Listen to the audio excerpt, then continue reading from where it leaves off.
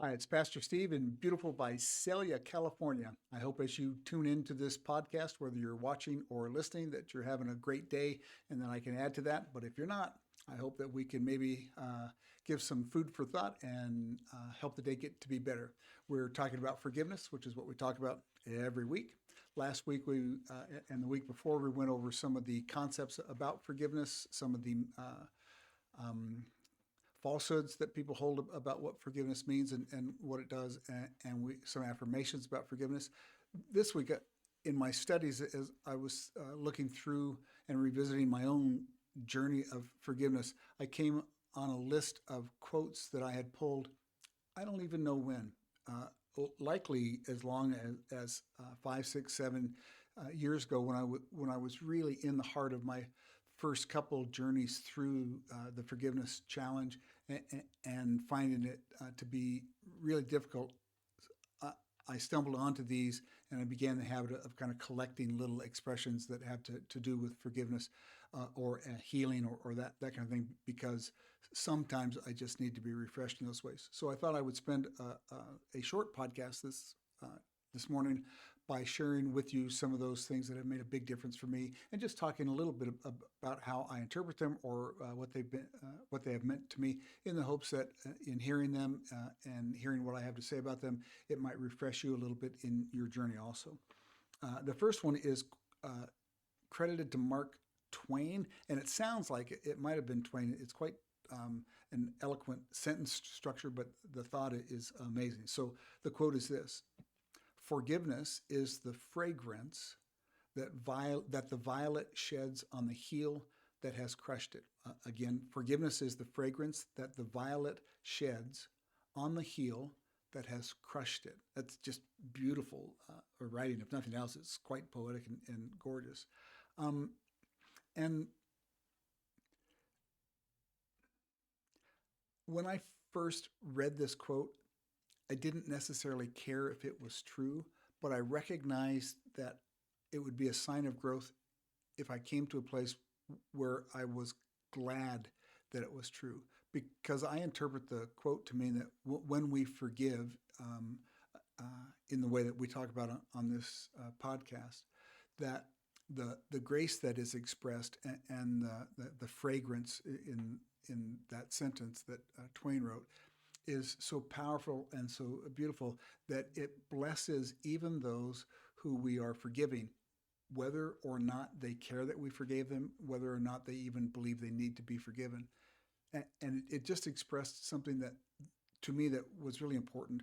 I can remember in my initial learning about how to actually go about forgiving, coming to the realization that I wasn't and shouldn't be doing it only for myself, that if I could get the hardness out of my heart, if I could get myself changed internally and be free from the kind of the power and the occupation of my soul by people who had done bad things to me, that there would be more of the good in me to be a good husband to my wife, and to be a good brother to my siblings, and a better friend to my friends.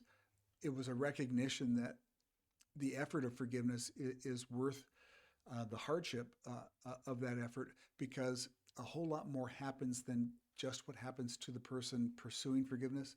When we become freer, we have more opportunity to love other people and to be a better influence in their lives, even to the point where it could be that in practicing forgiveness, we so change the dynamic of the people who have hurt us in their life, that they begin to be more fragrant, that they begin to consider in their own lives what it would be like to forgive and to change the way that they're living. So the Twain hope, or the Twain sentence, is a hope expressed poetically, and one that has been really powerful for me. I am grateful, sitting on this side of the things that I've learned about forgiveness, to be freer, to experience a lot more internal joy and satisfaction with life than I ever did before. But I'm even more glad that I can see, quite honestly, I'm more available to people who need me. I'm a better everything, better pastor, better friend, better husband than I ever could have been before. And I didn't really have that in my mind when I started the forgiveness challenge, but it's been a beautiful benefit.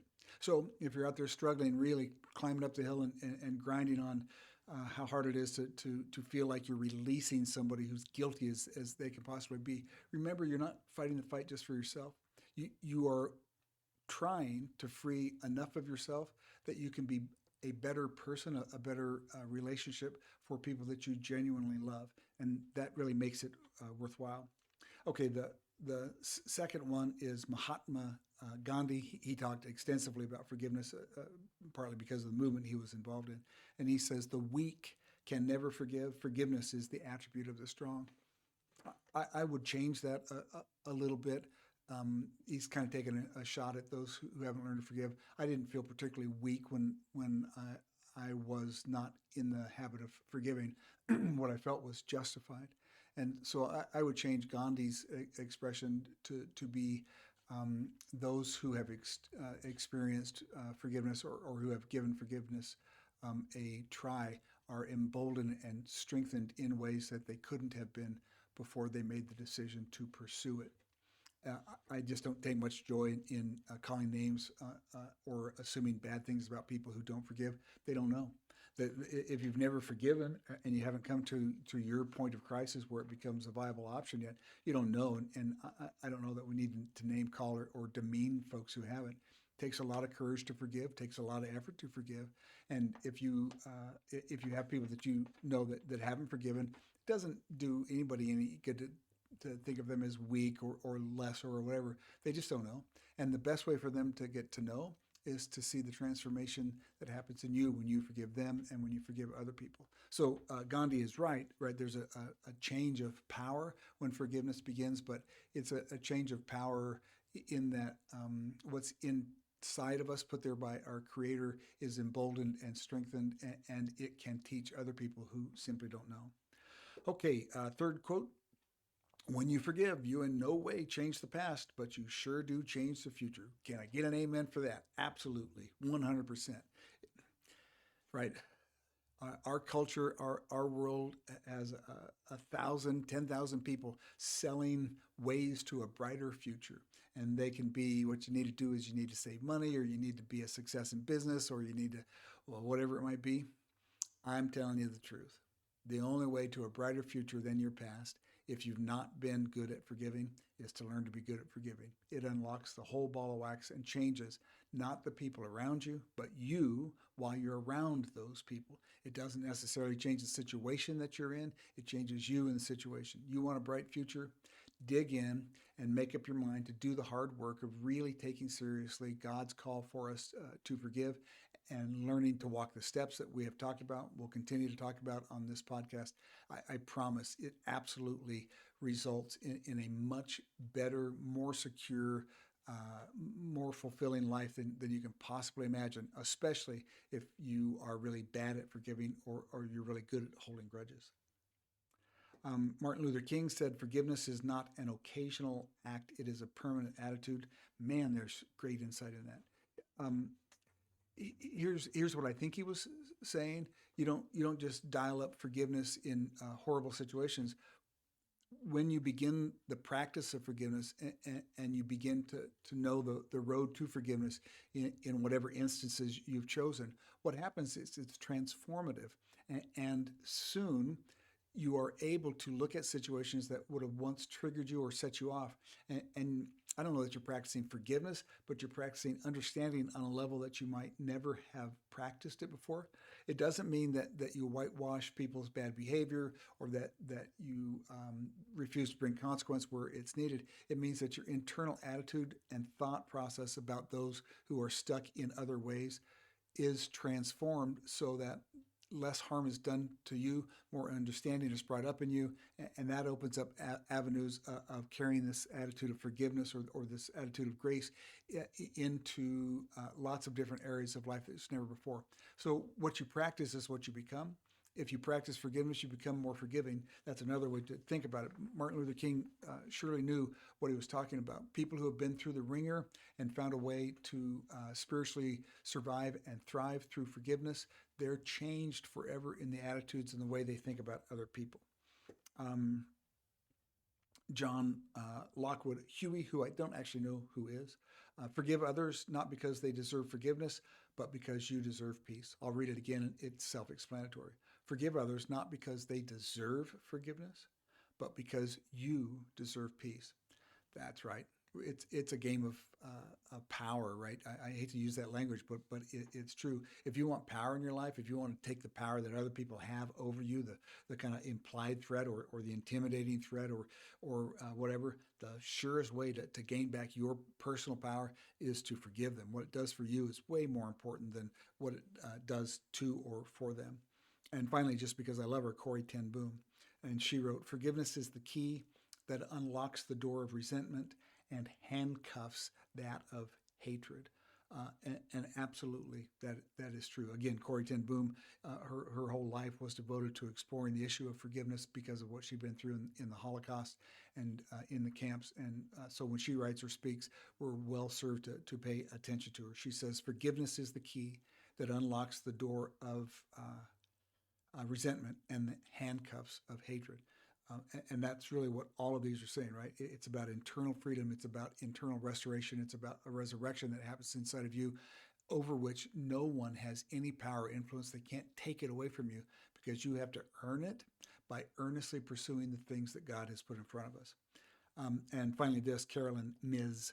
By far the strongest poison to the human spirit is the inability to forgive oneself or another person. We haven't talked a great deal about forgiving oneself. We'll be picking that up in the next few weeks, but it's an important component and an important offshoot of the desire to be free of the power of your enemies.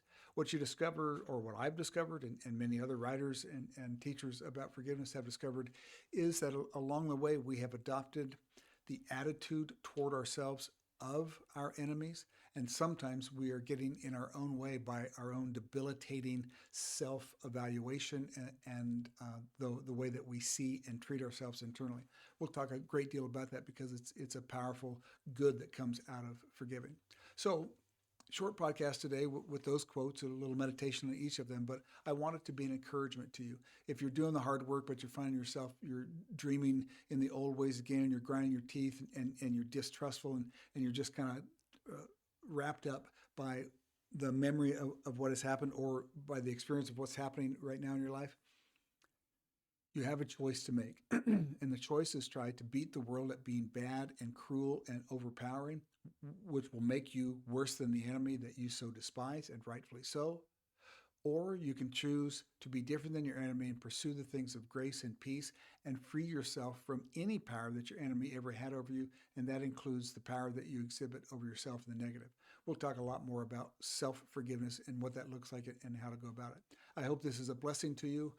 I want for everybody who watches this podcast the power and the freedom and the intensity of living in the positive that comes from the pursuit of what God has asked us to do.